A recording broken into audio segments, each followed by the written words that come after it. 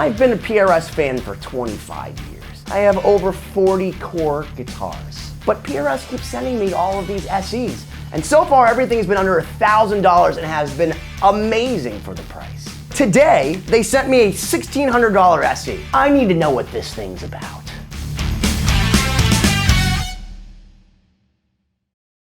This Silver Sky SE was what sold me as a core guy, that SEs can actually be awesome guitars. People that like nice things, we can be a little snobby at times. So the idea that an $879 guitar could blow away some of my $3,000 or $4,000 guitars, it wasn't a thought in my mind. But when I got this thing, I could not believe how much I loved it. And in fact, I even loved this more than my core Silver Sky because I like the pickups and I like the frets and the neck on this just a little bit better. So it opened my heart as a fussy PRS fan to the idea that I could also coexist with core and SE guitars in my studio. And that maybe I would still pick up an SE over any of these other guitars. Maybe. Let's see what you sent me. Oh God, take a look at this. This is the brand new PRS SE Custom 24 Semi-Hollow Piezo. It is the first PRS SE to have a tremolo and a piezo. You got the 5815S pickups, which seem to be what PRS is throwing into almost everything. Got a rosewood fretboard that's all bound, which I don't see in a lot of PRSs with this acrylic bird inlay. They have the matching veneer on the headstock. That's pretty sweet. And this neck, I thought at first it was mahogany, but it's actually a maple neck on this thing. This Core Custom 22 has a 10 top. Although it's a veneer, holy crap! You could see this from across the room. I go a little bit further away. This is my problem with some of the darker stains with PRSs. Can't really see the wood grain on this. This, you could see from literally across the stratosphere. So for those that don't know, a veneer is just a very thin slice of wood. Even though this does have a maple top, it's not this crazy curly maple. If you look at the little edge here, that's how thin the veneer is on this thing. Doesn't affect the tone, doesn't bother me, but that's obviously one of the reasons you can have such a nice top on so many of these guitars. It's because it's a veneer. There's no way that you go up on stage with this thing and people don't think you mean business. I love the flame. I love the binding. I love the opulence. I'm a PRS elitist. Guilty. Paul himself calls this aesthetic arrest. When you see a guitar like this and you are just stopped like a deer in headlights, but you're paying for it because it's $15.99. So I wanted to understand, is this thing worth it? It's only about 6 3/4 pounds. Anytime I can do this, sir, your pizza's ready. Makes me happy considering the cartilage in my spine is slowly deteriorating. This is a first. This is a PRS SE with not only the LR Bags PRS piezo on it, but you got a trem. I don't think I own a guitar with a piezo that has a trem on it, so it's kind of cool. This little knobbity knob right here, this is the volume for the piezo. This is separate from everything. So normal custom 24 magnetic pickups. You can tap the pickups. You can also blend it with this knob. But what happens when your battery dies? What happens if you don't want to do acoustic stuff? If you plug directly into the magnetic pickups, it actually bypasses the battery, so you have a completely passive guitar. Because there's nothing worse than when you have an active guitar, your 9-volt battery dies, you go to plug in the middle of a gig, and all of a sudden it sounds like poo-poos. Take that thing out. Ah! Oh wait, it tastes like nothing. It's because the battery's dead. Just go and you don't play Dead or Alive by Bon Jovi in that set. The other cool thing is that if you want to send out the piezo signal to a separate amp or to a DI or to the board and then the magnetic pickups to something else, so I can be controlling the volume on one amp with my acoustic sound and then controlling the rest of the guitar through my Marshall stack. There are so many different tonal options. You not only have the 3-way between the 5815S's, you can tap each pickup and you can roll in and out the piezo. So if you can't find the tones you want on this, it's probably you. And if you haven't already, please like and subscribe.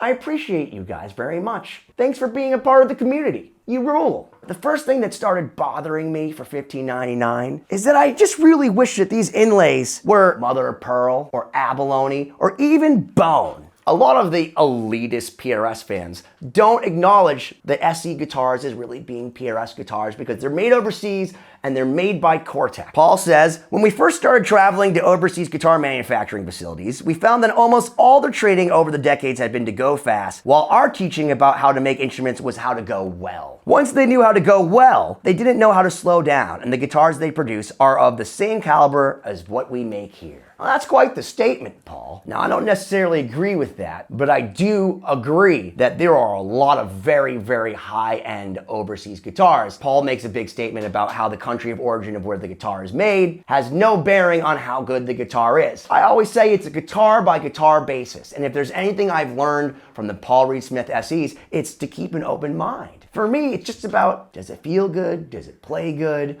Does it sound good? And does it inspire me to play? How many songs are in this guitar? I immediately sat down and played all night last night. So here's the magnetic pickups, the 5815S's, through my VHT Classic.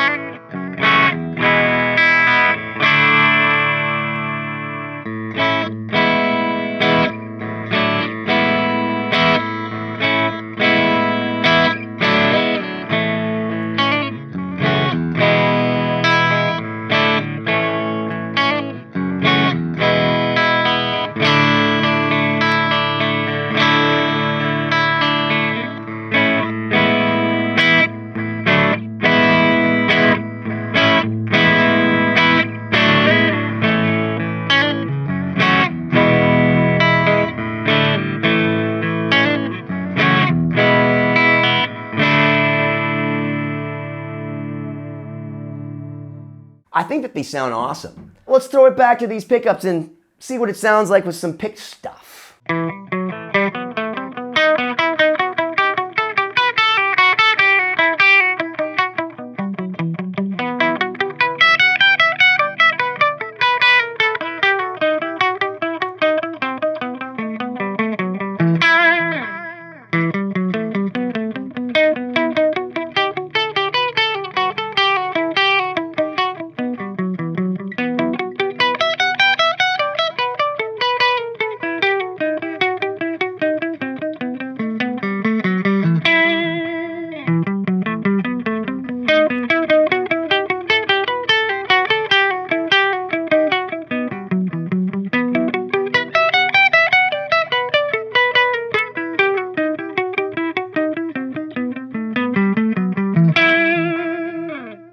So I did this demo and I start off with just the piezo and then I roll into the magnetic pickups so you can hear both the piezo and then a blend of the magnetic and the piezo pickups.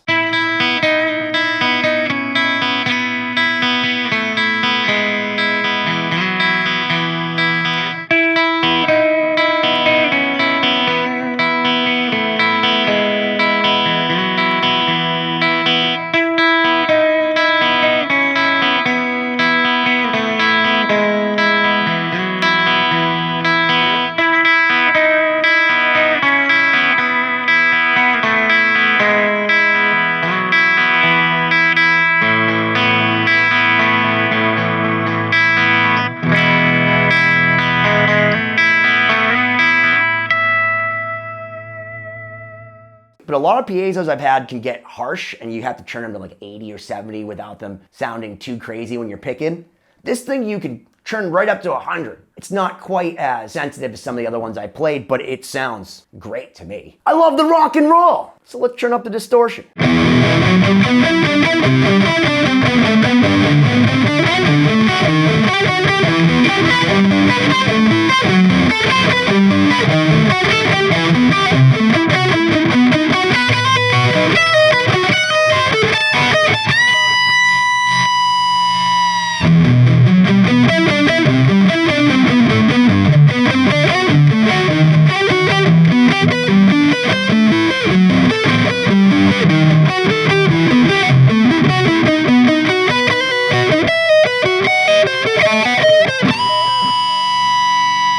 They have a good attack and they're clear. And I know that when I plug into most anything with this thing, it sounds like me, unfortunately. But let's go full-blown metal and see how this baby holds up.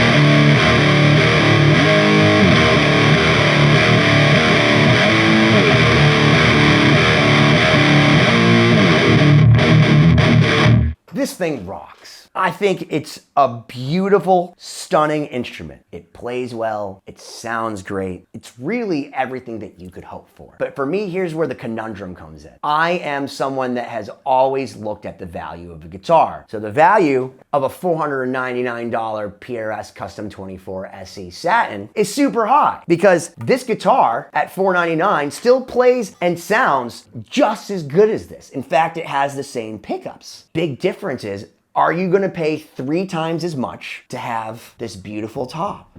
To have the binding, all these features, to have the multiple outputs. I get it. This is for somebody who wants a guitar that looks like a $5,000 Paul Reed Smith, plays pretty darn close, and absolutely loves the SE line. Would I trade it for one of my core guitars? No, but I still love it, and I think I'm gonna go play it now. Why don't you smash that subscribe button already?